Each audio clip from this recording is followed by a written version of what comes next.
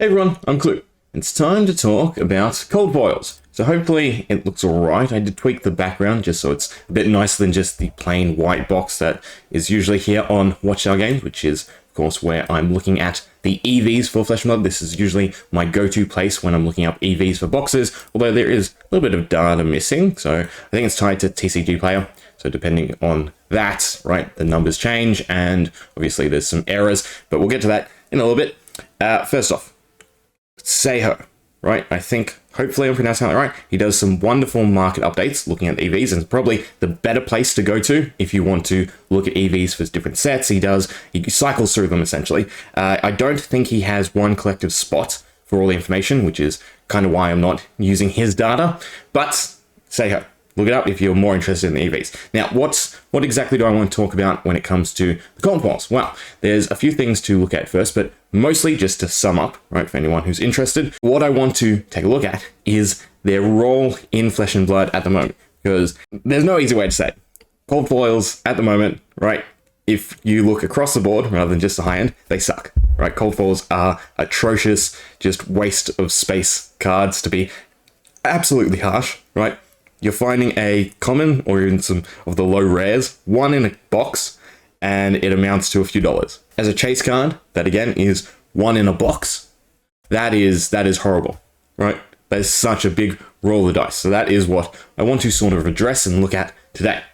But yeah, before we get to that, there are two important articles to look at. So the Reprint Philosophy, and then the actual reprint policy. So the philosophy obviously is not really tangible. It is just the guidelines or what they would like to stick to, but there's no hard rule on what they outline here versus the actual policy, which is the hard fact line they never want to cross, right? So I think it is important that we touch on these, go over these, read into them, and discuss that a little bit before we actually jump into the cold foil aspect and essentially what I believe the overall issue is at the moment. So in terms of their philosophy, we believe the secondary card market is the trading in trading card games, which is great, right? We're in the global era where it's very easy to sell stuff online. It's very easy to buy internationally.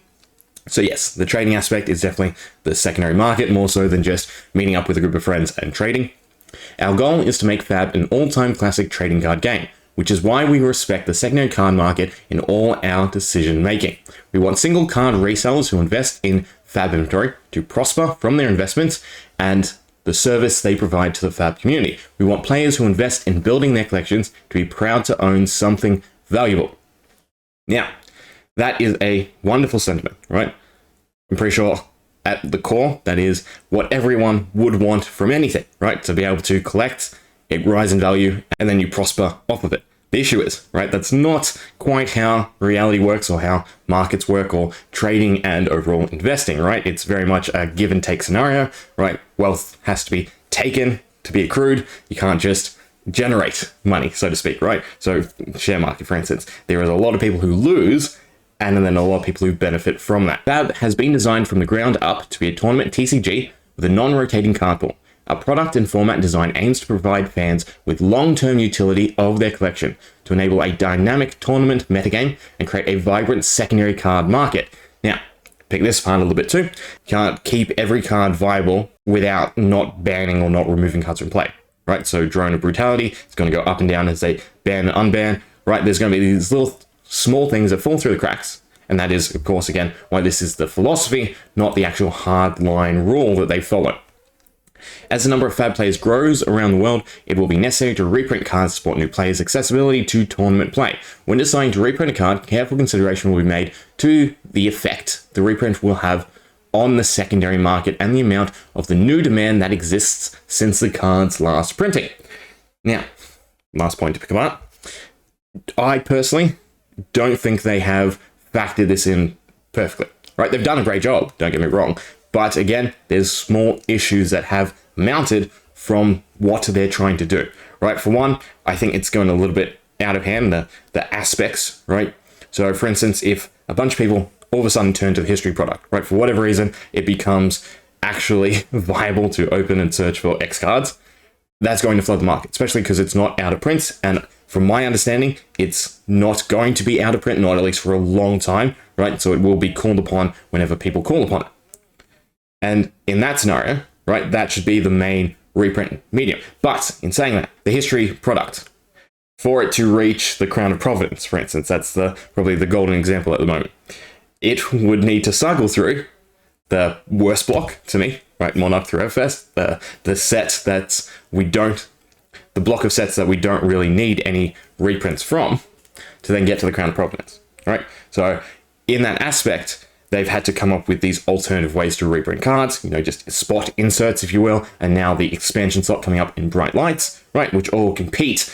And the more competition you have when it comes to this aspect, right, because again, how they go launching the new history products, right, history product 2, history 3, 4, however many they get to, they can, it doesn't matter, as long as there's those alternative avenues, right, because of the community aspect, that is going to be very hard to manage and balance in relation to, again, the philosophy. And then probably uncontrollable of all is the digestion of the product, right? Because they're not just printing the cards and handing them out and flooding the market, right? They're printing products to find these cards in. So it all depends on how much of a product is actually opened for them to actually meet the new demand created by the new growing player base. Right, the Crown of Providence, Dusk Till Dawn was opened heavily. Had it not been opened so heavily, would it have had the same effect? Right, that's the big question to ask, if you will. Same with the expansion slot in Bright Lights, right? If Bright Lights undersells, oversells, right, that's also going to affect the balance. Same with, as we're going on with the history products, right? If that's opened more all of a sudden, if it's opened less all of a sudden, that then does not actually enable the cards to flood the market, right? Because they're not actually available till someone opens them, decides to sell them, or keep them, or do whatever they want with them, right? So all Legendary Studios can do is create the products, but they're not actually creating a medium to flood the market, right? To actually apply or circumvent the new demand created by the growing player base. Now then, what about the cold foil reprint policy, right? So we've got the philosophy. Now, the cold foil is a little bit different, because we have the hardline rule that if a card appears in cold foil, it will never appear in that cold foil variant again. Now, I say variant because I think it is a little bit loose, right? Whether or not they decide to, allow, say, alternate art cold foils to be a thing, we'll see in the future. But for now, we'll just say they can't appear. I mean, the scenario you could pose is some of the promos, right? They have the non-English variants in alternative art, full art, marvels, whatever you want to call them, right? So there's that scenario. And yeah, then you also have the gold foilings, but all that is addressed in here. So right, let's read, shall we? Cold foil cards are a special part of Flesh and Blood that we created to showcase collectability. This policy sets out our promise to the community towards how we can reprint cold foil cards, right? Now this sentiment is another thing. At the initial launch of Flesh and Blood, this sentiment hold absolute value, right? Because cold foils were the pinnacle of chase. Yes, you had the Fable, but the Fable was also a cold foil card. So all the cold foils were sought after because they were the collectible aspects. All the other cards were by and large accessible to be used and to be played with, and then the cold foil cards were heavily limited, one in a box, right? Legendaries, one in 4 boxes, and that was your big chase element, right? All of them held value. The issue is they are not the current standard for showcasing collectability when it comes to Flesh and Blood, right? There are a lot other cards that are valued, Marvels, Fables, Extended Art Majestics. There's all this competition that the cold foils are not the crowning jewel of Flesh and Blood anymore. And that is where the issue I want to discuss really stems from. So, since Uprising, a card printed using the cold foil printing technique included in a standalone expansion or history pack booster set will never be printed as a cold foil again. So I assume this relates to the Black Border, the international variants, right? So we have no option to have the English versions of the extended art heroes. It's fine. Outside of the original products it was released in, with the exception of cold foil prize cards, the gold variants that they offer, right? I'm pretty sure they're ruling on that. Well, I shouldn't speculate, we'll read. For avoidance of doubt, a card printed using cold foil can be reprinted using other printing techniques, such as rainbow foil or no foil, right? But not alternative art, that's not listed here. First edition cold foils. Card printed using the cold foil printing technique included in products marked first edition will never be printed as cold foil again, with the exception again of prize cards. Same sort of avoidance or doubt, right? That's fine. Prize cards. We reserve the right to reprint any card using cold foil printing technique for the purpose of supporting official Flesh and Blood organized play. A card printed as a cold foil prize card will be visually differentiated from its original printing if the card was previously printed in a booster set cold foil or first edition cold foil. This precedent has existed since the release of Flesh and Blood in 2019, with examples including the gold cold foil prize cards awarded at the Calling National Championships, and to the first player in each country to reach 1,000 lifetime experience. Cold foil promo cards. A cold foil promo card printed using the cold foil printing technique can be reprinted, including as a cold foil in a retail product. This clause is only applicable to cold foil cards that have not been printed as booster set cold foils or first edition cold foils. Right? This scenario has never been utilized, to my understanding. Right? Every promo cold foil that we have seen has only ever been printed as a cold foil promo, but they do have the option. Right, again, we'll circle back to Dusk Till Dawn. We discussed this, I think it was last week or the week before, right? The cards that were essentially not printed as certain variants, mainly the weapons and the heroes, right? No heroes were rainbow foils, no tokens were rainbow foils. The core weapons from Dusk Till Dawn, so the Hellhammer, the Flail, the Luminaris, and Beaming Blade, right? They did not have cold foil variants because they're being offered as cold foil promo cards. But according to this line, right, they can be.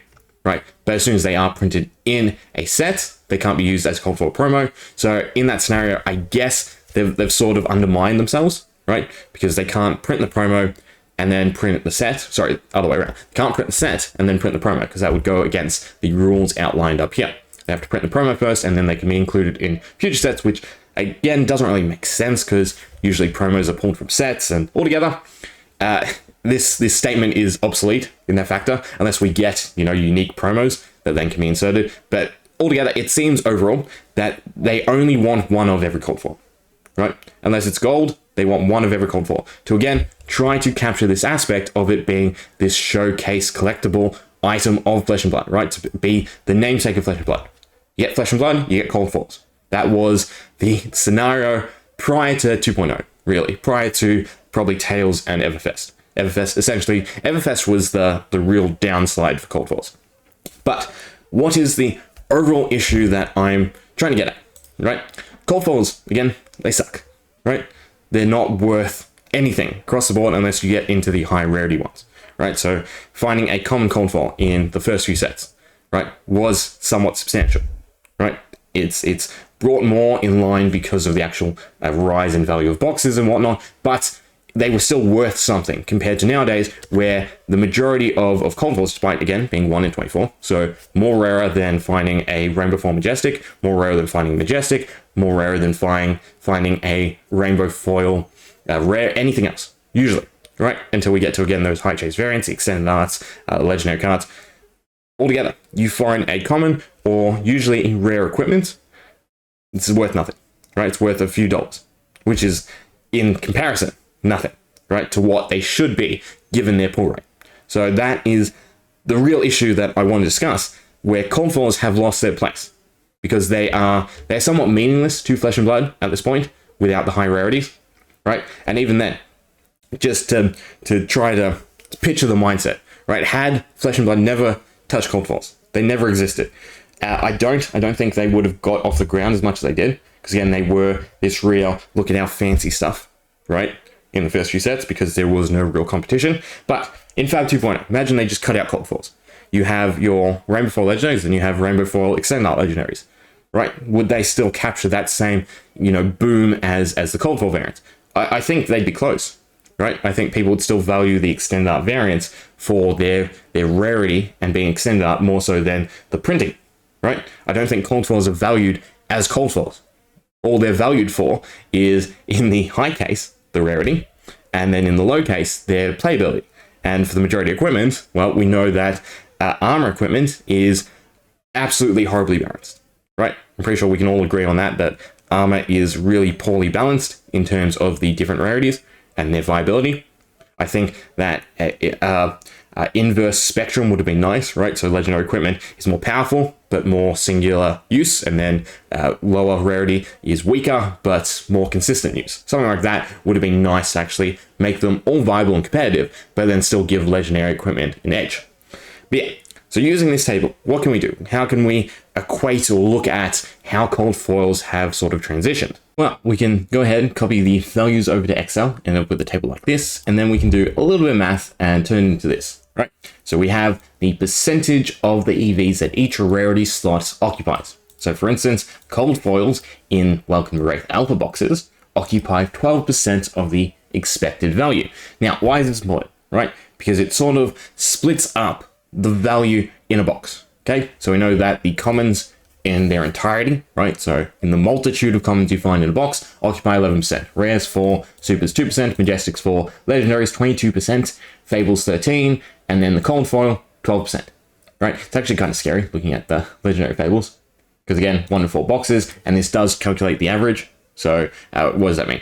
Well, obviously a legendary for Welcome to Wraith is roughly 1 in 4, so this is per box. So you divide the average value of all the legendaries by the packs it would take, and then times it by 1 box, and that's what this value amounts to. So yes, these are all the what's the word? Weighted averages, okay? But still, cold foils occupy 12% of a box. That is a decent chunk of the box, right? Okay, so in one single card is 12% of your value. So it is a collectible and sought after card, right? But as we continue to go through the sets, if we go ahead and split them up, right? So we've got all the first edition boxes, then we have Fab 2.0.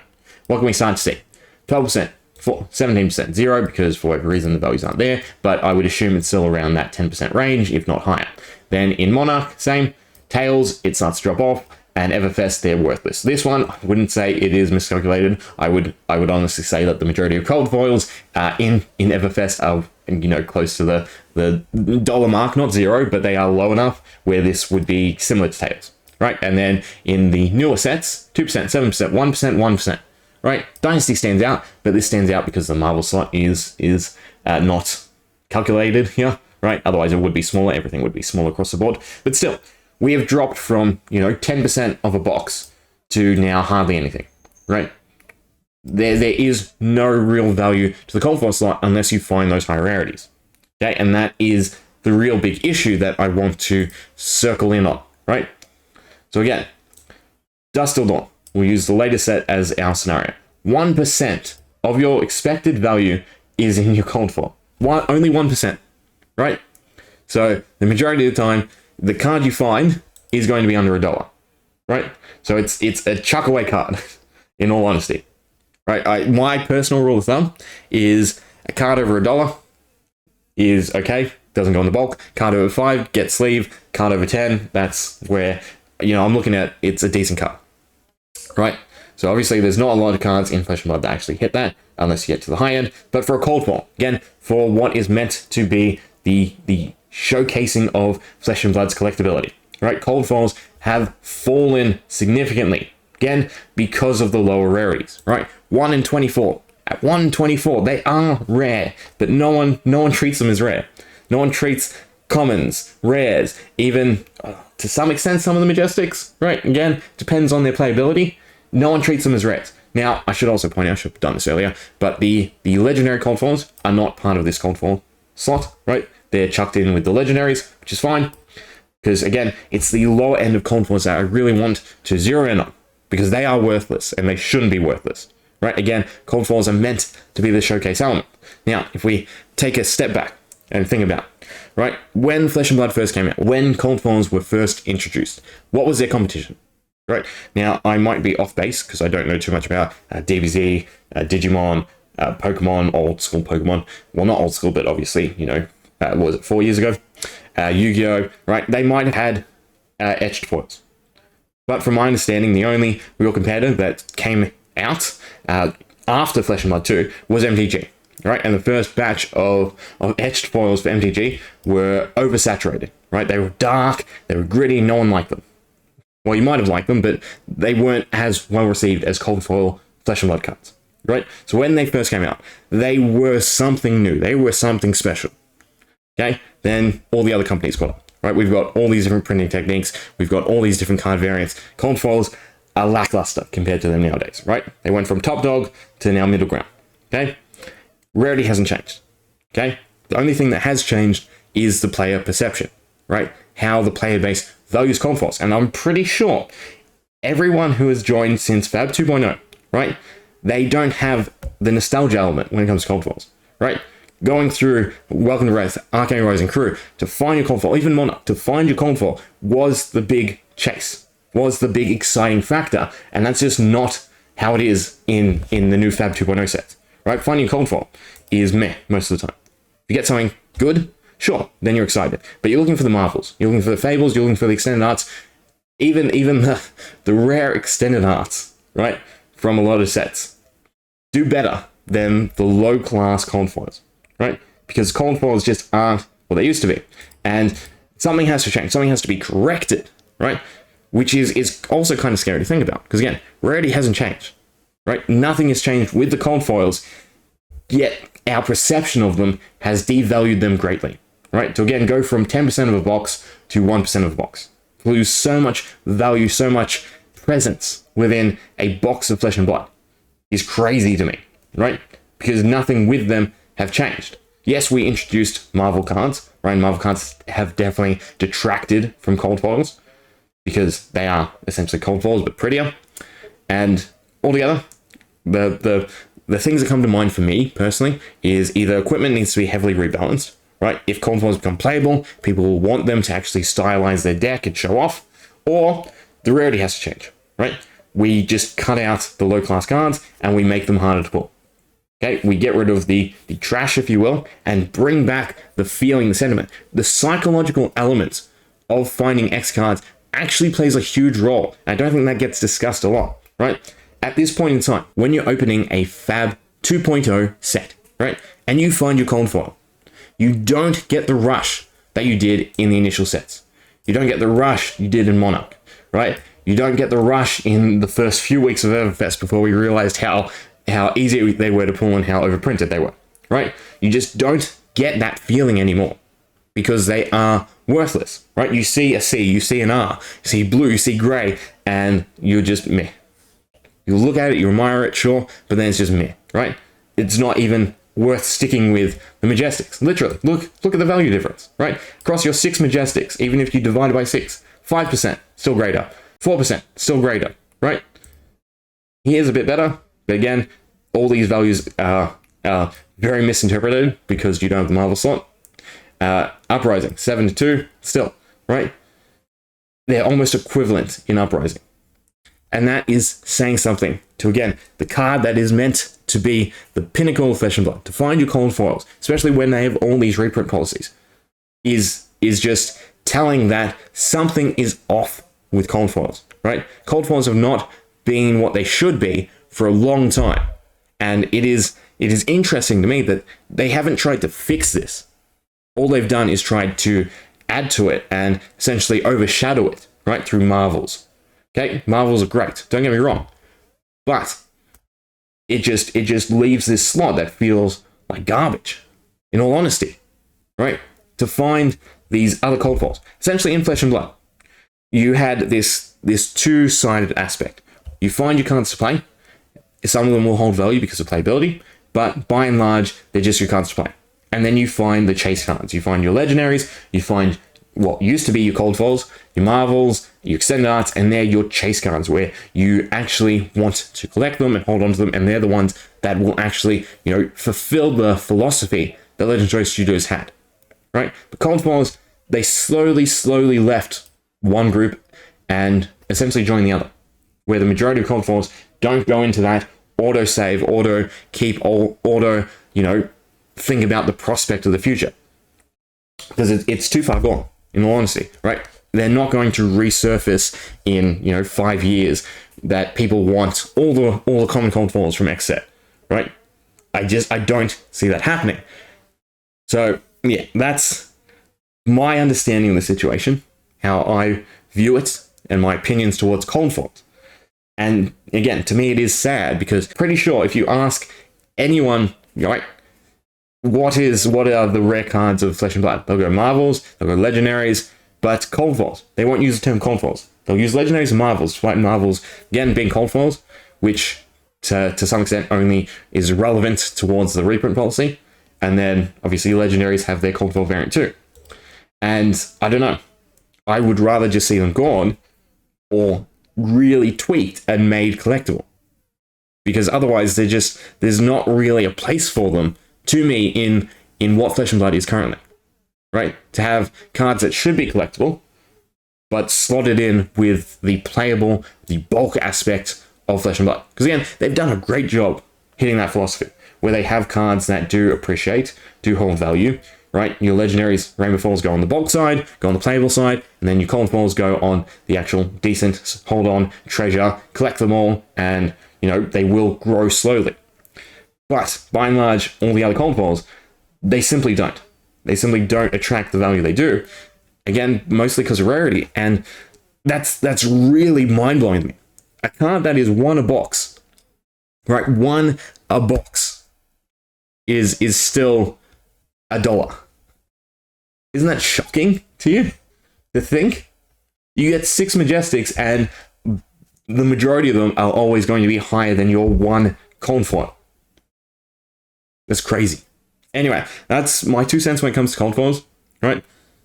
Give me reasons why I'm wrong. Give me reasons why I'm right. Tell me your opinion. What would you like to see? What would you like to see done differently for Colin foils? Because I would love to see them restored to being, again, that showcase element of Flesh and Blood, right? Not showing off Marvels, but showing off every single Colin foil you collect. Because I know a lot of us, we treasure our Colin foil collections, right? But it's shocking to think that the majority of them are $1 to $2 cards. Crazy.